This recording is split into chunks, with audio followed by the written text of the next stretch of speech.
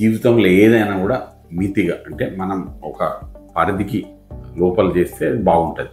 అమృతమైనా కూడా అది ఎక్కువైనప్పుడు అది విషంగా మారుతుందని మనం విన్నాం కదా. అట్లనే జిమ్లో కూడా యాక్టివిటీ మన వయసును బట్టి, మన ఫిట్నెస్ని బట్టి, మన ఆరోగ్యాన్ని బట్టి, ఆ తర్వాత జిమ్లో ఉంటే లేదంటే ఎక్స్పర్ట్ ఉంటే వాళ్ళ సలహాతో మనం ఒక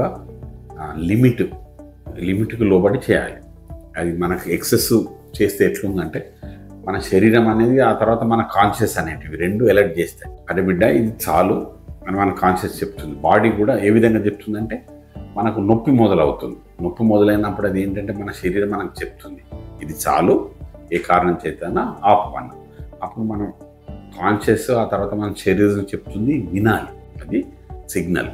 సో మీరు అది వినకుండా చివరికి సచిన్ టెండూల్కర్కైనా షోల్డర్ ఇంజురీ అయినప్పుడు ఫిట్నెస్, ఆ తర్వాత ఆయన సలహా తీసుకొని ఆపరేషన్ చేసుకొని ఫిట్ అయ్యాడు తప్ప, ఫిట్నెస్ కాకుండా ఈవెన్ ధోని అయినా కూడా ఫీల్డ్లోకి వెళ్ళారు. సో వాళ్ళకి వర్తించింది, మీరు వాళ్ళకంటే తోపైన అథ్లెట్ అయితే కాదు. సో మీకు కూడా అవే వర్తిస్తాయి. సో మన శరీరమును మన కాన్షియస్ చెప్తున్నప్పుడు వినాలి.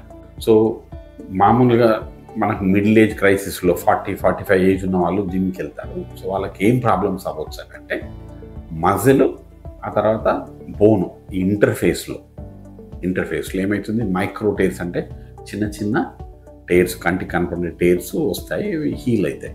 సో మనకు నొప్పి అయినప్పుడు ఏంటంటే కొద్ది రోజులు రెస్ట్ తీసుకొని దాని తర్వాత మళ్ళీ యాక్టివిటీని స్టార్ట్ చేయొచ్చు ఆ విధంగా.